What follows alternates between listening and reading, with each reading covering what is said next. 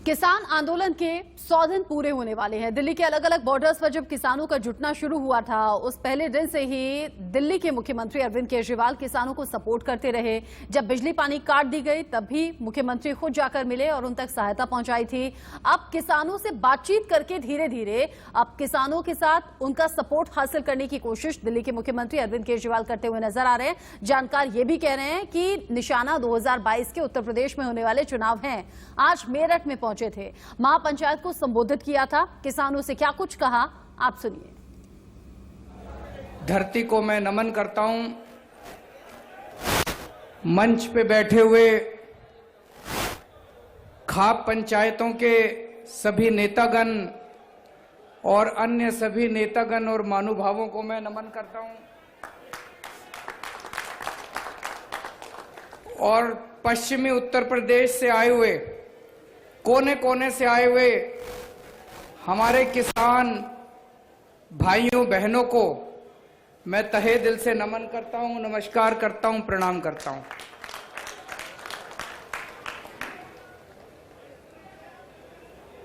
दोस्तों, आज अपने देश का किसान बहुत ज्यादा पीड़ा में है। आज हमारे देश का किसान बहुत ज्यादा दुखी है। 3 महीने से ज्यादा हो गए, 95 दिन हो गए। 95 दिनों से कड़कती ठंड में, पिछले 95 दिनों से दिल्ली के बॉर्डर के ऊपर हमारे किसान भाई अपने परिवार, अपने बच्चों, छोटे छोटे बच्चों के साथ धरने पे बैठा हुआ है। किसी को मजा नहीं आता ऐसे धरना करने में, किसी को मजा नहीं आता इतनी ठंड के अंदर अपने शरीर को गलाने में। 250 से ज्यादा किसान भाइयों की शहादत हो चुकी है। छोटी बात नहीं है। 250 लोग शहीद हो चुके हैं पिछले 3 महीने के अंदर। लेकिन सरकार की जूं नहीं रेंग रही। दोस्तों, पिछले 70 साल में इस देश के किसान ने केवल और केवल धोखा देखा है। सबने धोखा दिया अपने किसान। सारी पार्टियों ने, सारी सरकारों ने।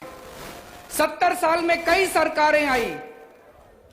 70 साल में इस देश के लोगों ने लगभग हर पार्टी को सरकार बनाने का मौका दिया, लेकिन सभी पार्टियों की सरकारों ने धोखा दिया किसानों को।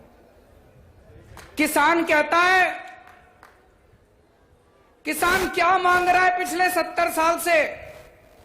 वो कहता है जी मेरी फसल का सही दाम दे दो। यही तो मांग रहा है भाई साहब, मेरी फसल का सही दाम दे दो। 70 साल हो गए मांगते मांगते।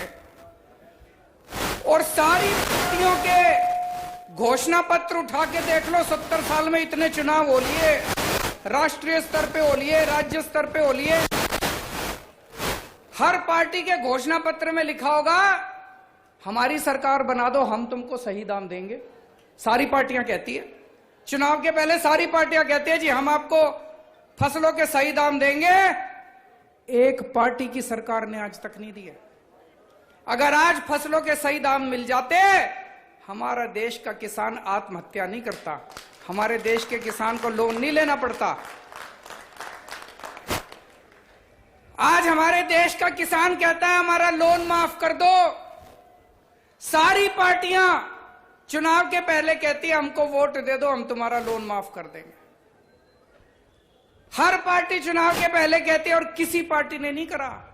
जीतने के बाद कहते हैं पैसा नहीं है, जीतने के बाद कहते हैं पैसा नहीं है।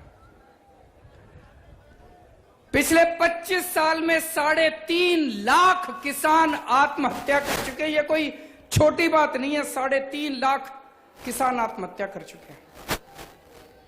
हर चुनाव के पहले पार्टियां कहती हैं तुम्हारे बच्चों को नौकरियां देंगे। किसी पार्टी ने नौकरी नहीं दी, किसी सरकार ने नौकरी नहीं दी। तो मैं सोच रहा था, अब ये किसान जो है बॉर्डर के ऊपर बैठे हुए हैं। बॉर्डर के ऊपर क्यों बैठे हैं? इतनी ठंड क्यों बर्दाश्त कर रहे हैं, अपना शरीर क्यों गला रहे हैं, अपनी शहादत क्यों दे रहे हैं, जिंदगी क्यों दे रहे हैं? क्योंकि अब जिंदगी और मौत की लड़ाई आ गई है। ये जो 3 कानून केंद्र सरकार ने बनाए हैं, ये किसानों के डेथ वारंट हैं, ये मौत के वारंट हैं।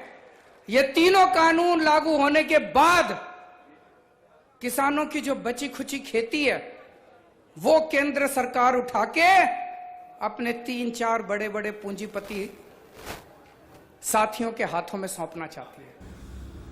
अरविंद केजरीवाल ने एक बार फिर से दोहराया, तीनों कृषि कानून सरकार को वापस लेने चाहिए, ये डेथ वारंट से कम नहीं है।